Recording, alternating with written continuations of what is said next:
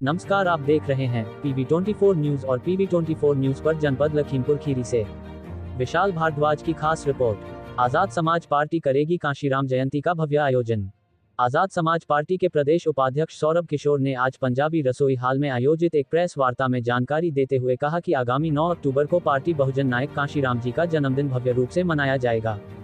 इस अवसर पर लगभग 10,000 कार्यकर्ताओं के शामिल होने की संभावना है।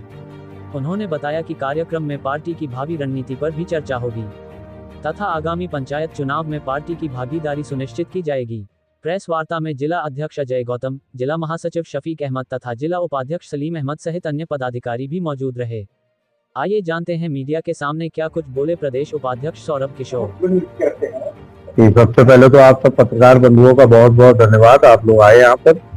आज की ये प्रेस कॉन्फ्रेंस आकस्मिक प्रेस कॉन्फ्रेंस का विषय है मान्यवर कांशीराम साहब का 19वां परिनिर्वाण दिवस पुण्यतिथि 9 अक्टूबर 2025 को है, जिसको लेकर के आजाद समाज पार्टी के राष्ट्रीय कमेटी ने, प्रदेश कमेटी ने फैसला किया कि प्रत्येक जनपद में, उत्तर प्रदेश के सारे 75 जनपदों में जिला स्तरीय बड़ा कार्यक्रम होगा। श्रद्धा सुमन अर्पित किए जाएंगे, मान्यवर कांशीराम साहब को याद किया जाएगा, उनके संघर्षों को याद किया जाएगा, उनको नमन किया जाएगा और उनको साक्षी मान करके, उनका संकल्प लेकर के बहुजन समाज की लड़ाई अनवरत जारी रहे, उसका संकल्प लेकर के हम लोग श्रद्धा सुमन अर्पित करेंगे। तो आपके यहाँ जनपद लखीमपुर में शिवम गेस्ट हाउस देवकली रोड पर बड़ा जमावड़ा बहुजन समाज के लोगों का होगा, SC ST OBC converted minority, जिसमें जनपद लखीमपुर के हमारे कार्यकर्ता पदाधिकारी भाई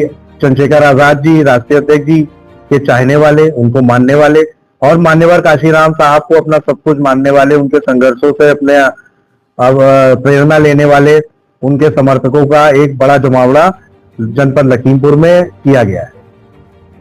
कांशीराम जी को लेकर बहुजन समाज पार्टी भी अपने संगठन को मजबूत करके रखी है और आप भी कांशीराम जी के आदर्शों को लेकर काम कर रहे हैं। तो आप में और बहुजन समाज पार्टी में सवाल यह है कि आपकी पार्टी को लोग क्यों चुने? क्या आपके जो आदर्श हैं, आपके जो मुद्दे हैं, वो बहुजन समाज पार्टी का?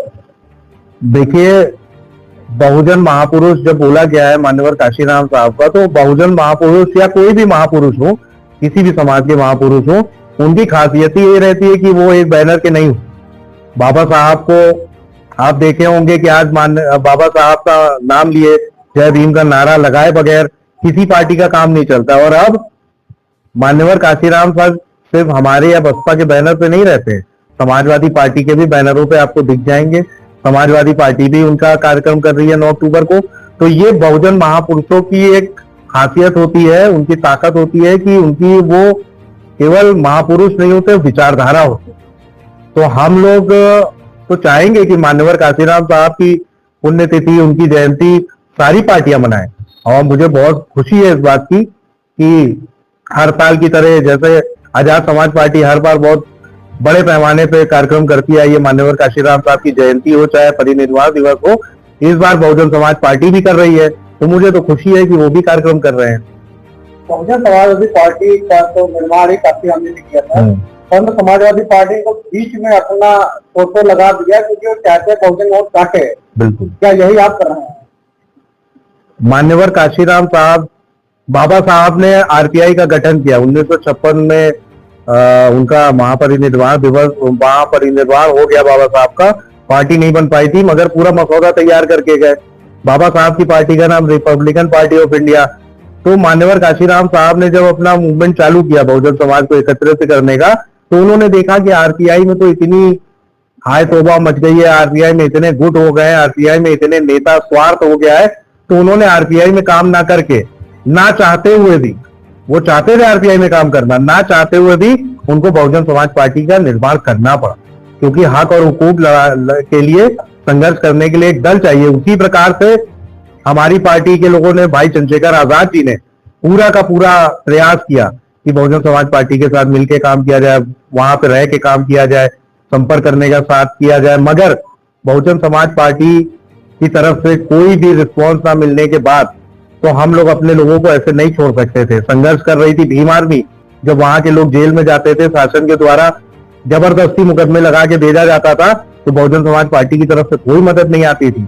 हमारे लोगों को बेसहारा छोड़ दिया जाता था, तो हम लोग किसी तरीके से चंदा करके पाई इकट्ठा करके लोगों की जमानत कराए, हम लोगों ने संघर्ष किया। तब एक फैसला लिया गया कि अब हम लोग एक राजनीतिक दल बनाएंगे, क्योंकि जिसका दल नहीं होता है उसका बल नहीं होता है, और जिसका बल नहीं होता है उसकी किसी भी समस्या का हल नहीं होता है।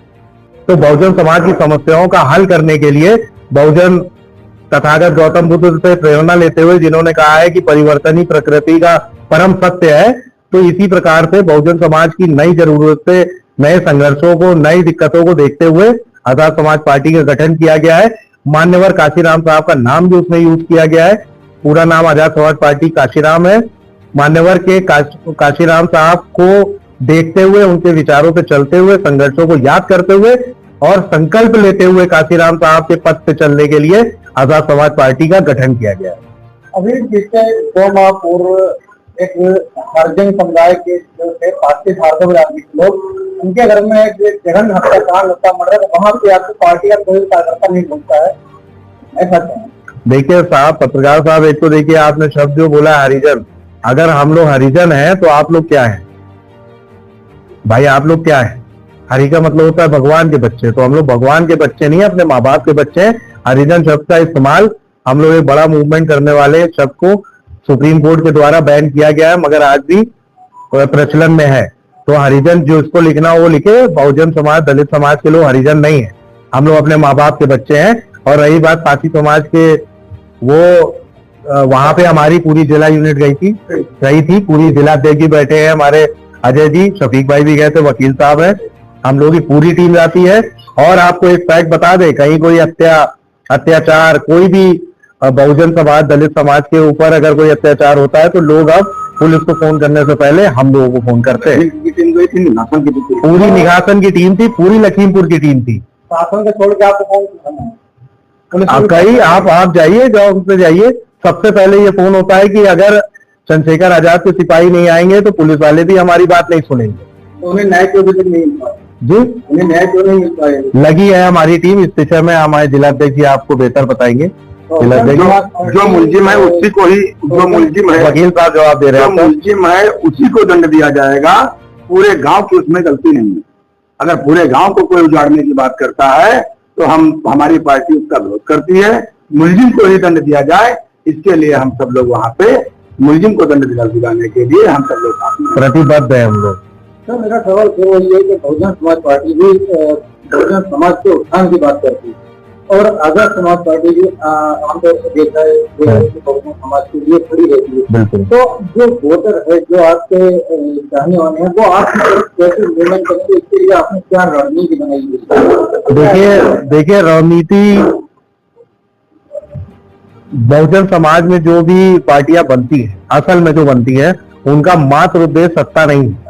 हम लोगों का केवल सत्ता परिवर्तन नहीं बल्कि व्यवस्था परिवर्तन उद्देश्य है। और सिर्फ बात करने से साफ काम नहीं होता है, बात करने से काम नहीं होता है, जमीन पे आना पड़ता है, लड़ना पड़ता है।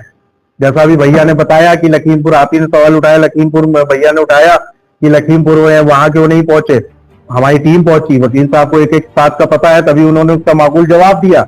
हम लोग लगातार संघर्ष करते हैं, लगातार जमीन पर है, तभी हम लोगों के लिए लोगों के दिल में जगह बनी है। देखिए वोट एक ऐसी चीज है, कोई किसी से चुरा नहीं सकता है, जबरदस्ती धमका के नहीं ले सकता है, वो बुद्धि और विवेक के हिसाब से व्यक्ति स्वयं तय करता है। और बहुजन समाज ने पूरी तरीके से तय कर लिया है कि अब वो चंद्रशेखर आजाद जी का साथ, आजाद समाज पार्टी का साथ और जिला यूनिट और जो संघर्ष कर रहे हैं उन लोगों का साथ देते हुए आजाद समाज पार्टी के ही कारवा को आगे बढ़ाएंगे। आज जो बैठक हुई है, क्या इसका महत्व प्रधानमंत्री चुनाव उसकी रणनीति को लेकर के किया जा रहा है या फिर ग्राम पंचायत चुनाव? ग्राम पंचायत, देखिए फर्स्ट थिंग फर्स्ट, जो परीक्षा पहले आती है उसी की तैयारी पहले करी जाती है। तो प्रधानी का चुनाव, त्रिस्तरीय जो चुनाव होने वाला है, तो उसकी तैयारी हम लोग बहुत मजबूती से कर रहे हैं। हमारा लक्ष्य 2027 में भाई चंद्रशेखर आजाद जी को उत्तर प्रदेश का मुख्यमंत्री बनाने का लक्ष्य है, जिसका पहला पड़ाव जिला पंचायत का चुनाव।